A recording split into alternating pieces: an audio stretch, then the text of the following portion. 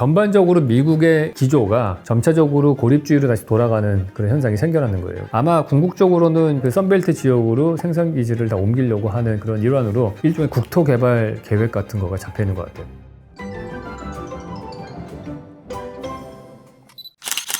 네, 이번에는 미국의 새롭게 일어나는 인구 이동에 대해서 이야기 나눠보도록 하겠습니다.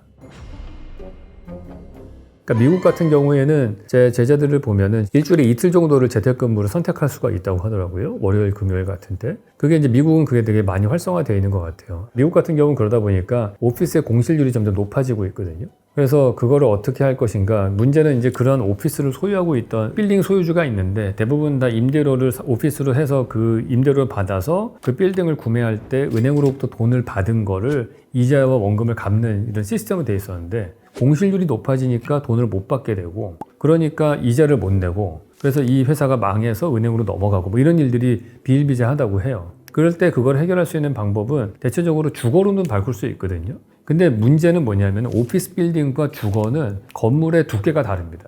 예를 들어서 맨하탄이든 어떤 대도시에 있는 오피스 빌딩을 가게 되면은 전적으로 3m, 뭐 2점 몇 m, 층고가 4m죠. 근데 그게 몇십 미터로 길어요. 왜냐면 오피스는 가운데 형광등 불 켜고 생활을 하면 되는 거니까. 근데 폭이 한 20m, 40m 되는 건물에 주택을 넣을 수는 없잖아요.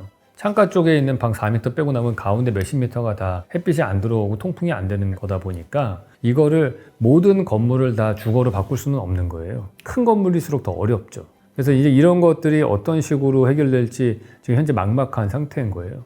앞으로 제가 생각할 때는 사업성이 있는지는 모르겠지만은 가능한 시나리오라고 한다면은 바깥쪽으로 주거를 돌리고 가운데 엘리베이터 코어 주변에 햇볕이 안 드는 곳에다가는 그런 실내 농장 같은 걸 만드는 거죠. 그 도심 속에 어반 팜이라고 해서 버티컬 팜들을 만들어서 그곳에서 농작물을 만들고 어떻게 보면은 그 농작물을 만드는 그 녹지 공간들이 이 바깥쪽에 있는 주거 공간에서는 또 다른 풍경이 되지 않습니까?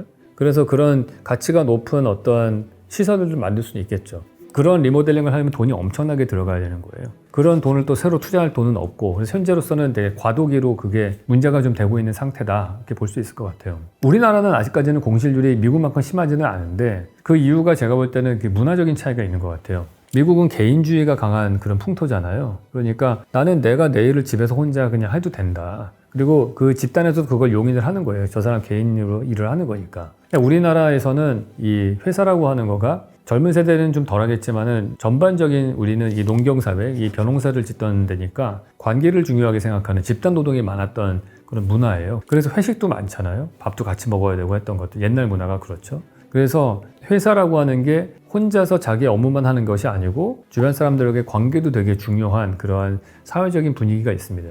그렇기 때문에 내가 예를 들어서 재택근무만 하고 누구는 출근해서 일을 하면은 고가 평가를 할 때 출근한 사람들은 더 높게 주는 경우들이 생겨날 것이고 여러 가지 승진의 불이익도 생길 거고 그런 것들이 사회적 분위기가 개인주의가 아직 정착되지 않은 그런 사회예요. 그러니까 최근에 어떤 유명한 유튜버 교수님이 와가지고 한국 사회를 분석한 게 있는데 대한민국 사회 우울증과 뭐가 많은 이유 중에 하나가 우리는 유교의 단점과 자본주의의 단점만 많이 받아서 그렇다. 그러니까 유교 때문에 집단을 중요하게 생각하는데 개인주의는 발달하지 않았고 자본주의도 좋은 점도 있는데 나쁜 점이 많이 들어와 있고 뭐 이런 식으로 해서 되게 불행한 사람들이 많다 뭐 이런 얘기를 하죠. 되게 정확한 분석을 한 것 같아요. 근데 어쨌든 그런 문화 때문에 아직까지는 재택근무가 미국이나 서구만큼은 활성화되지 않은 부분이 있는 것 같아요.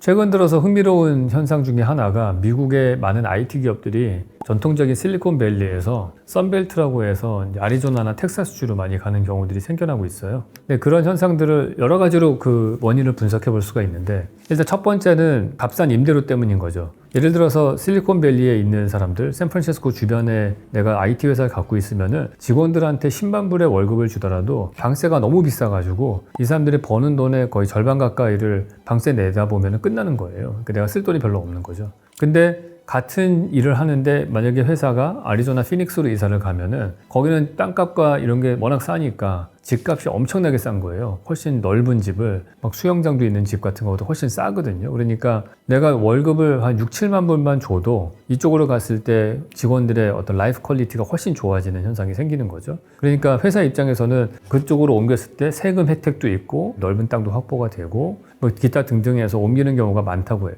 두 번째 이유 중에 하나가 그쪽 지역이 썬벨트라고 불리는 이유가 애리조나와 텍사스 지역이 밑으로 위도가 낮은 쪽이기 때문에 태양열이 엄청나게 세잖아요. 그러니까 태양광 발전을 하기가 되게 좋은 거예요. 우리가 테슬라 같은 경우에도 공장 지붕에 다 태양광 발전기를 넣어서 자기네들이 쓰는 전기는 자체로 해결하겠다 이런 얘기를 하잖아요. 그러니까 나중에 우리가 탄소세 같은 게 가시화가 되면은 RE100이라는 거를 우리가 만족을 시켜야 되는데 내가 얼마나 친환경 에너지를 써서 이 제품을 만들었느냐 이게 되게 중요한 이슈가 되죠. 샌프란시스코 같은데 뭐 이런 데에는 그렇게 햇빛이 많지 않기 때문에 태양광 발전하기가 어려우니까 이 생산 기지가 만약에 애리조나나 텍사스 주로 가게 되면은 거기서는 태양광 발전의 비율을 훨씬 높일 수가 있는 그런 장점이 되는 거죠. 그리고 또 하나 마지막 세 번째로 생각나는 게 저는 이게 뭐 어느 정도 영향력이 있는지는 모르겠지만은 다른 데서 인터뷰한 걸 보면은 캘리포니아가 전통적으로 민주당 지지층이 많아요. 그래서 이쪽에 political correctness라든지 이런 거에 되게 이슈에 되게 민감한 지역입니다. 근데 IT 개발업자가 다 민주당 지지자일 수는 없잖아요. 되게 보수적인 가치관에 이제 공화당 지지자들도 많은데 이 사람들은 캘리포니아에서 생활하는 게 되게 부담스러운 거예요.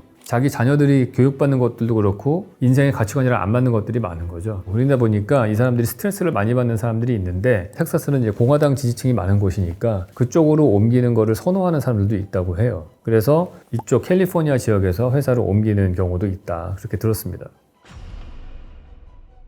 미국이 정책이 점점 바뀌어가고 있죠. 그 전체 큰 그림을 보게 되면은 미국은 원래가 고립주의를 선택했던 사람들이죠. 그래서 1차 세계대전 때도 원래 참여 안 하려고 하고 2차 세계대전 때에도 초반에는 참전을 안 하다가 일본이 진주만 공격을 해서 어쩔 수 없이 이제 유럽과 아시아로 파병을 하게 된 거니까 원래 이 미국 사람들은 대서양과 태평양이 양쪽에 큰 대양이 있어서 그 외의 세상에서 무슨 일이 일어나든지 간에 별로 신경 안 쓰던 사람들이에요. 그 북미 대륙에 편안하게 살고 싶었던 사람인데 어찌어찌 하다 보니까 2차 세계대전을 자기네들이 만든 원자탄으로 종전을 시켰고 그 다음에 유엔도 만들고 세계 문제에 아주 관여를 하게 되고 전 세계 바다의 경찰로서 미 해군이 역할을 하게 되고 등등 다 관여하게 되는 거죠. 뭐 제 전문 분야는 아니지만은 전반적으로 미국의 이 기조가 워낙에 미국의 부채가 늘어나고 그 늘어난 부채의 이자를 감당하기가 점점 어려워지는 거죠. 부채가 늘어나면은. 그게 미 국방비보다도 더 늘어나는 시점까지 거의 왔다는 거예요. 한 2030년쯤이면은 똑같아지는데 이제 그때부터 미국이 해외로 파병하고 하는 걸 안 할 거라는 거죠. 부담이 돼서. 그래서 트럼프 같은 경우도 맨날 우리 보고 그 방위비 분담을 해라 계속 그 요구를 하고 그랬잖아요. 그게 이제 미국 군사에 군인 한 명 월급 주는 거와 그 한 명의 미군이 쓰는 돈이 어마어마하잖아요. 그러니까 그게 감당이 안 되는 거죠. 그러다 보면은 점차적으로 고립주의로 다시 돌아가는 그런 현상이 생겨나는 거예요. 그래서 아메리카 퍼스트가 되는 트럼프주의 같은 것들이 나오게 되는 거죠. 그래서 이 사람들은 과거에 전 세계가 자기의 무대라고 생각했을 때는 반도체 공장 같은 것들은 한국이나 대만에 있어도 돼. 왜냐하면 우리가 그쪽에 미군이 주둔하고 있고 안전하게 막았고 중국은 그 당시에 위협적인 존재도 아니었고 그래서 그걸 통해서 뭐 값싼 그런 생산 기지들을 해외에다가 놨다가 지금은 중국이 보국강병을 하니까 위협적이 되고 그러다가 만약에 전쟁이라도 극동아시아에서 나면은 큰일 나는 거죠. 자기네 반도체 공급 기지가 없어지니까. 그래서 TSMC나 삼성전자 같은 것들을 국내로 자꾸 들어오라고 하잖아요. 그게 이제 텍사스로 삼성전자가 옮긴 케이스죠. 아마 궁극적으로는 자체적으로 자기네 미국 내에서 필요한 반도체는 텍사스에서 생산하는 걸로 다 해결하려고 하는 다 그 썬벨트 지역으로 생산 기지를 다 옮기려고 하는 그런 계획을 갖고 있는 거예요. 그런 일환으로 계속해서 새롭게 자기네 인더스트리, 그 IT 인더스트리 같은 것들을 구축하려고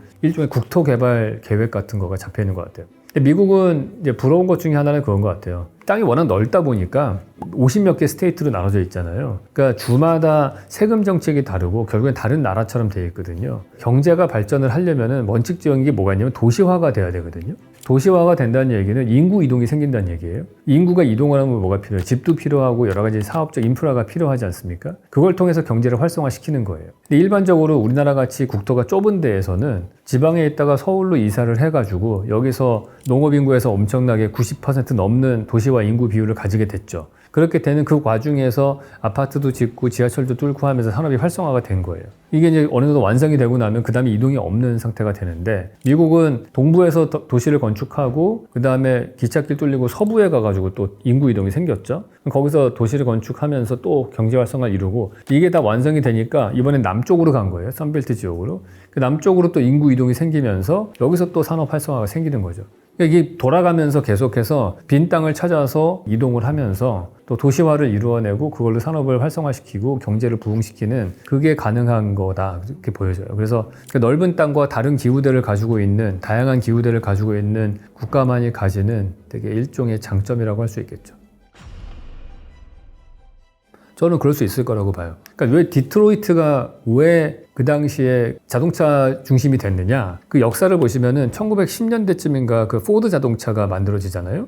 근데 포드 자동차의 대량 생산이 되면서 많은 인력이 필요했어요. 근데 그때까지만 해도 인종차별이 엄청 심하던 나라잖아요. 미국이란 나라가. 남부에 주로 흑인이 있었어요. 근데 남부의 흑인들이 인종차별을 받던 사람들이 북부로 가면은 인종차별을 덜 받게 되는 거죠. 그리고 북쪽에는 값싼 노동력이 필요했고, 그러니까 남쪽에 있었던 값싼 노동력인 흑인들이 디트로이트에 가서 자동차 생산 그 공장에 가서 일을 하는 도시 노동자가 된 거예요. 그래서 시카고와 디트로이트가 그 중심으로 활성화가 됐고, 디트로이트가 자동차 인더스트리의 중심이 됐는데, 지금은 자동차 산업이라고 하는 걸 다 아시아나 유럽 국가로 뺏겼기 때문에 그래서 많이 침체되어 있고, 디트로이트라는 도시는 거의 죽어가는 도시가 되어 있거든요, 지금. 그러니까 마찬가지로 샌프란시스코나 이쪽이 너무나 활성화되고 좋았지만은 그게 이런 식으로 계속해서 그 산업이 이전이 되면은 거기도 언젠가는 슬럼화 될 가능성이 높다고 봐요.